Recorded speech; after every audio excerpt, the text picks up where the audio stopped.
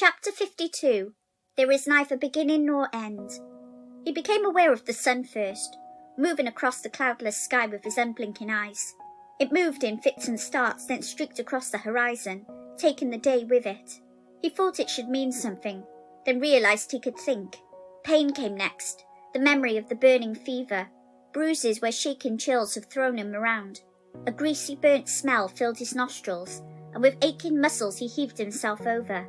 Barely comprehending, he stared at the oily ashes he lay in, and were scattered all over the hilltop. Bits of green cloth lay mixed with the char, and a name came to him, Agenor. His stomach heaved and twisted as he tried to brush away the black streaks of ash on his clothes. He lurched from the Forsaken's remains and fell forward. The sheer drop of the cliff loomed in front of his face. His head swam and he vomited over the side, then trembling crawled backward on his belly until he was on more solid ground. He flopped to his back, grasping for breath, and with an effort began scrambling for his sword. The red wrappings were burnt away now, and his hand shook as he gazed at the heron mark on the blade. He remembered his father, Tam, and as he tried to repeatedly resheath it, he recalled another sword. "My name is Rand al-Thor," he said aloud. Then memory crashed back into his head and he groaned. He whispered, "The Dark One is dead. Shai'tan is dead." The world seemed to lurch and tears poured from his eyes with silent mirth. "Shai'tan is dead!" he laughed. Then other memories came. Egwene! That name meant something important. Painfully he got to his feet and staggered past Agenor's ashes without looking at them. They weren't important anymore. He fell more than climbed down the steep slope, sliding from bush to bush. When he reached the ground his bruises ached twice as much, but he found the strength to rise. Egwene, he thought, and began a shambling run to the trees. He had to find her, but who was she? His legs tottered and he bounced from tree trunks, and foliage hit him in the face. He stumbled into a clearing half filled with the great oak that marked the Green Man's grave. There was a white stone arch marked with the ancient Aes Sedai symbol, with a blackened gaping pit where the chasm and fire had failed to trap Agenor. He called out for Egwene, and a pretty girl with big dark eyes looked at him from where she knelt beneath the oak. He realized that of course that's who Egwene is, and called out, "Egwene! Thank the light you're all right!" There were two other women with her, one with haunted eyes and a braid with a few flowers clinging to it. The other lay outstretched, her head pillowed on folded cloaks. Her dress was tattered with charred spots. Her face was pale, but her eyes were open. Moraine, he thought. Yes, the Aes Sedai. And the wisdom, Nynaeve. All three women looked at him, unblinking and intent. He asked Egwene if she was all right. Had Agenor harmed her? Seeing her made him feel like dancing despite his bruises. He dropped down to sit on the ground, as she told him that she never saw Agenor again after he pushed her away, then asked if he was all right. He laughed as he said he was fine. With a little rest he'll be new made, and then asked the other women how they were. The wisdom's eyes looked ancient in her young face as she told him she was only a little bruised. It's only Moraine who really got hurt. Moraine told him that it was her pride that was injured more than anything, but to Rand she looked like she'd been a long time ill, though her eyes were sharp and full of power. She added that Agenor was surprised and angry that she'd held him for so long, but fortunately had no time to spare for her. She surprised herself by holding him as long as she did. In the Age of Legends, Agenor was close in power to Kinslayer and Ashamael. Egwene quietly recited that the Dark One and all his Forsaken are bound in Shai'l Ghul, ending it with a shuddering breath. Moraine said that Agenor and Balthamel must have been trapped closer to the surface. The patch on the Dark One's prison weakened enough to free them. They should be thankful that more Forsaken aren't loose. Rand told her it didn't matter. Agenor and Balthamel are dead, and was about to add that Shai'tan was too, but Moraine told him it's best they still refer to him as the Dark One or Baalzamon. Rand shrugged but insisted he was dead. He killed him, burnt him with. Then he trailed off as memory flooded back, leaving his mouth hanging open. The One Power. He'd wielded the One Power, he realized, and licked his dry lips. All three women watched him, waiting, and when he reached out to Egwene he was sure he saw her pull away from him. "Egwene?" he asked, and dropped his hand when she turned her face away from him. Abruptly she flung her arms around him, burying her face in his chest.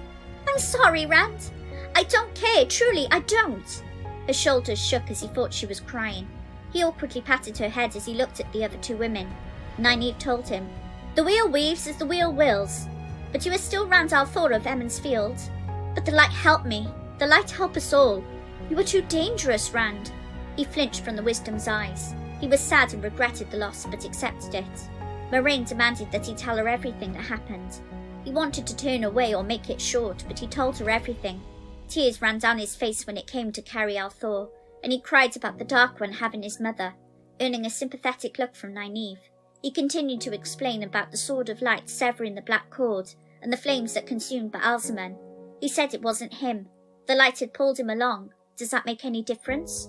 Moraine said, I had suspicions from the first, but suspicions are not proof though. After I gave you the coin and made the bond in, you should have been willing to fall in with whatever I wanted, but you resisted and questioned. That told me something, but not enough. Manetheren blood was always stubborn, more so after Aemon died and Eldrin's heart was shattered. Then there was Bella. At Watch Hill, Bella had no need of me to cleanse her of fatigue. Someone had already done it. She could have outrun Mandab that night. I should have thought of who Bella carried, with Trollocs chasing, Drakkar overhead and a fate the light only knows where. How you must have feared Egwene would be left behind. You needed something more than you had ever needed it before in your life, and you reached out to what could give it to you. Saidin. Rand shivered. He felt so cold his fingers hurt and asked, If I never do it again, if I never touch it again, I won't. He couldn't bring himself to finish the question, but his mind said, Go mad. Turn the land and people around him to madness. Die rotting while he still lived. Moraine told him perhaps it would be easier if there was someone to teach him, but it could be done with a supreme effort of will. He asked if she could teach him, but she shook her head. Can a cat teach a dog how to climb trees? Can a fish teach a bird how to swim? I know Saidar, but I can teach you nothing of Saidin. Those who could are 3,000 years dead. Perhaps you are stubborn and strong-willed enough. Rand asked where the others were, and Nynaeve told him that Lan took them into the cavern. The eye is gone now, but there's a crystal column in the middle of the pool, with steps to reach it. Mat, Loyal and Perrin had wanted to look for him, but Moraine said they mustn't disturb him. His throat tightened at the thought of his friends turning away from him like Egwene did. Would they scream and flee from him like he was a Fade? Moraine told him, There was a vast amount of one power in the eye. Even in the Age of Legends, few could have channeled so much unaided, without being destroyed. Very few. He asked if the others know. Did she tell them? And she replied that only Lan knows other than the 3 women. The others don't need to know yet. In a harsh voice he asked, Why not? You'll be wanting to gentle me, won't you? Isn't that what you Aes Sedai do to men who can wield the one power? Change them so they can't? Make them safe? Tom said that those who are gentle die because they want to stop living. Why aren't you talking about taking me to Tar Valon to be gentled? Moraine explained that he's Ta'Veren. Perhaps the pattern had not finished with him. Rand sat up straight and told her. In the dreams, Baalzamon said Tar Valon and the Amelin seat would try to use me. He named names and I remember them now. Rowland Darksbane, Gwyra Malison, Urian Stonebow, Davian, and Loghain. Nynaeve went pale and Egwene gasped, but he carried on now angry. Everyone a false dragon. Don't try to deny it. Well, I won't be used. I'm not a tool you can throw on the midden heap when it's worn out. Moraine snapped harshly. A tool made for a purpose is not demeaned by being used for that purpose. But a man who believes the father of lies demeans himself. You say you will not be used, and then let the Dark One set your path like a hound sent after a rabbit by its master. Rand clenched his fists and turned away. Her words were too close to Baalzamon's. He declared he was no one's hound, then saw the others were leaving the cavern. He scrambled to his feet as Moraine said that they won't know until the pattern makes it happen. Lan had one of Nynaeve's bandages across his temples and was walking stiffly. Loyal was carrying a large gold chest, ornately worked and chased with silver, and only the Ogier would have been able to lift it unaided. Perrin carried a bundle of folded white cloth, and Mat was cupping fragments of pottery in both hands. Mat laughed that Rand was alive after all. Then his face darkened as he said that Moraine wouldn't let them look for him, and insisted that they had to find what the eye was hiding. He was going to defy her, but Nynaeve and Egwene agreed and threw him through the arch. Perrin said he was glad to see Rand wasn't too banged up. They've come for what they came for, and Moraine said they can all go home now. Lan told Rand, Good to see you alive, sheepherder. I see you hung onto your sword. Maybe you'll learn to use it now. Rand had a sudden burst of affection for the warder. He knew, but on the surface nothing had changed.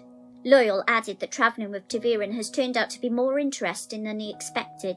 If it becomes any more interesting, he may go straight back home to Steading Shanghai and confess everything to Elder Hammond and never leave his books again. Then he grinned and said he was happy to see Rand, and asked what had happened. They'd all run off into the woods until Lan came to get them, but they wouldn't let them look for Rand. Why was he gone so long? Rand told him that he'd kept running, then fell down a hill and hit his head on every rock on the way down. He felt that should explain his bruises and tried to watch the women's faces, expecting them to laugh and scorn at his lies. Moraine asked the women to help him sit, and Matt asked how the items could have been hidden inside the eye without being destroyed. She told him they weren't put there to be destroyed, and took the fragments from his hands, fitting them together to make a perfect circle the size of a man's hand. It depicted the ancient Aes Sedai symbol, the flame of Tar Valon joined to the dragon's fang. She handed a knife to Lan, who took a large piece of the circle, raising the knife high and brought it down with all his might. A spark flew and the fragment jumped under the blow, which snapped the blade. Lan tossed it aside as he told them it was the best steel from Tyr, and Matt noted that the fragment wasn't damaged at all. Moraine explains it is Quendalar, Heartstone. No one has been able to make it since the Age of Legends, and even then it was only made for the greatest of reasons. Once it's made, nothing can break it, even the strongest Aes Sedai with the most powerful Sa'angreal. In fact, any of the power directed against Heartstone will only make it stronger. Matt asked how it was broken then, and Moraine told him it was one of the 7 seals of the Dark One's prison, making Matt drop the piece that he held. Rand said it doesn't matter anymore, earning an odd look from his friends, and he wished he'd kept quiet. Moraine put the pieces into her pouch, then asked for the chest. She ran her hands over the intricate work and pressed something that made the lid snap open. Within it lay a curled golden horn that seemed plain compared to the chest. Its only markings was a line of silver script inlaid around the mouth of the bell. Lifting it up, she declared it must be carried to Ilion. Perrin growled that Ilion is almost to the Sea of Storms, as far south of their home as they are now north. Loyal caught his breath and tried to ask if it was what he thought it was, nodding when Moraine asked if he could read the old tongue. She handed him the horn and his eyes went wide as he whispered, Tiami aven marandin I sandai vadin. The grave is no bar to my call. Lan looked truly shaken and in an awed voice declared, The Horn of Valir. Nynaeve said it was to call the heroes of the ages back from the dead to fight the Dark One, and Matt breathed, Burn me! Loyal reverently laid the horn back in the chest, and Moraine said she was beginning to wonder. The eye was made against the greatest need the world would ever face. But was it made to be used as it was, or to protect these items? Then asked Perrin for what he held. Rand could understand the boy's reluctance after the last 2 revelations, so Loyal and Lan had to take it from him. They unfurled it and Rand could only stare. It wasn't woven, dyed or painted, yet a scarlet and gold scaled serpent ran the entire length. It had 4 legs with clawed feet and a golden mane around its giant head. Under the breeze the scales rippled as if made of real metal, and Rand could swear he heard it roar as he asked what it was. Moraine answered, The banner of the Lord of the Morning, when he led the forces of the light against the shadow. The banner of Luz Therin Telamon. The banner of the dragon. Loyal almost dropped the cloth and Matt cursed again. The Aes Sedai said they will take the items with them. They weren't here by chance and she must learn more. She declared it was too late to leave, so they will stay the night and leave first thing. They cannot stay any longer as the blight will take this place over without the Green Man. Rand noticed dead leaves starting to fall from the giant oak, and petals were falling from the wildflowers. The blight was already killing what the Green Man had made. He asked Moraine if it was all finished, but all she answered was they had done what they had come to do, and from here on in he can live his life as the pattern weaves. She told him to eat, sleep, and dream of home. Thanks for listening. Please like, share and subscribe and help get a new channel off the ground. Thank you.